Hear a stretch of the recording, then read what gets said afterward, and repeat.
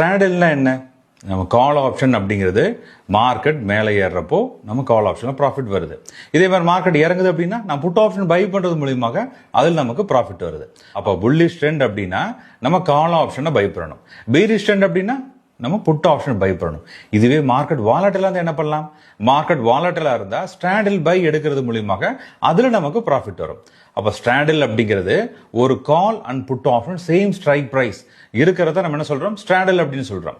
காலோட premium plus புட்டோட premium ரெண்டும் சேர்த்து என்ன சொல்லணும்? ஸ்ட்ராடில் பிரைஸ் அப்படின்னு சொல்லணும். அப்ப ஸ்ட்ராடில் பை அப்படிங்கிறது நீங்க கால் அண்ட் புட் ஆப்ஷன் ரெண்டையும் சேர்த்து பை பண்ணீங்கன்னா ஸ்ட்ராடில் பை, ரெண்டையும் நீங்க சேர்த்து செல் பண்ணீங்கன்னா அது ஸ்ட்ராடில் செல். இந்த ஸ்ட்ராடில் பிரைஸை வச்சுட்டு மார்க்கெட்டோட ட்ரெண்டை நம்மளால கிளியரா ஃபைண்ட் பண்ண முடியும். இப்ப காலையில 24,500 அப்படின்னு மார்க்கெட் இருக்குன்னு வச்சுக்கலாமே. அப்ப ஈவினிங் நீங்க பாக்குறீங்க மார்க்கெட் எங்கேயும் மூவ்மெண்ட் ஆகல. அப்ப ஸ்ட்ராடில் பிரைஸ் ஆன call and put option premium கரைஞ்சிருக்குன்னு என்ன அர்த்தம்? மார்க்கெட் சைட்வேஸா இருக்குன்னு அர்த்தம். புட் ஆப்ஷன் 200 ரூபாய் ஏறி இருக்கு, ஆனா கால் ஆப்ஷன் 50 ரூபாய் தான் இறங்கி இருக்குன்னு அர்த்தம்? மார்க்கெட் பீரிஷா இருக்கு அப்படின்னு அர்த்தம். இதுவே கால் ஆப்ஷன் 200 ரூபாய் ஏறி இருக்கு, புட் ஆப்ஷன் 50 ரூபாய் இறங்கி இருக்குன்னு என்ன அர்த்தம்?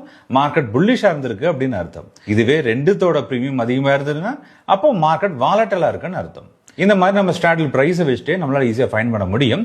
ஆனா கரெக்டா எந்த லெவல் இது பிரேக் அவுட் ஆகுது, எந்த டைம்ல இது நம்ம ட்ரெண்ட் சேஞ்ச் ஓவர் ஆகுது அப்படின்னு நம்ம தெரிஞ்சுக்கணும்னா இதுக்கு நம்ம ஸ்ட்ராடல் அண்ட் டிஎல்ஓசி சார்ட் தேவைப்படுது. இதான் நம்ம ஆப்ஷன் ஸ்டார்ட்ல நம்ம ஸ்ட்ராடல் சார்ட்டும் கொடுத்துருக்கிறோம். இது போக டிஎல்ஓசி அப்படிங்கக்கூடிய செல்லர் ஸ்டாப் லாஸ் லைனும் இருக்கு. ட்ரூ லைன் ஆஃப் கண்ட்ரோல் அப்படிங்கறதா டிஎல்ஓசி. நம்ம ஸ்ட்ராடல் சார்ட்ல 2 லைன் கொடுத்துருக்கு இல்லைங்களா? ஃபர்ஸ்ட் எல்லோ லைன் அப்படிங்கிறது ஸ்ட்ராடலோட விவேப் லைன். டிஎல்ஓசி அப்படிங்கிறது மேக்ஸிமம் ட்ரேடர்ஸ் மேக்ஸிமம் ஸ்ட்ராடல் எடுத்த அந்த பாயிண்ட்.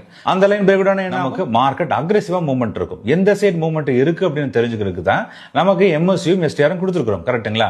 அப்ப எஸ்டிஆர்ல 0 லைனுக்கு மேல கிரீன் லைன் இருந்துச்சுன்னா நம்ம கால் ஆப்ஷன் பை பண்ணணும். 0 லைனுக்கு மேல ரெட் லைன் இருந்துச்சு அப்படின்னா நம்ம புட் ஆப்ஷன் பை பண்ணணும். இப்ப பாருங்களேன், இப்ப டிஎல்ஓசில நம்ம பிரேக் ஆகுன்னு என்ன பண்ணலாம்? எஸ்டிஆர்ல எந்த லைன் 0க்கு மேல இருக்கோ அந்த லைன்ல அக்ரெசிவான மூவ்மெண்ட் இருக்கும் அப்படின்னு நம்ம தெரிஞ்சுக்கலாம். இதை பத்தி மேற்கொண்ட டீடைலுக்கு optionstar.in அப்படிங்கிற வெப்சைட் விசிட் பண்ணி பாருங்க. இது பேங்க வாட்ஸ்அப் நம்பர் 9894088595.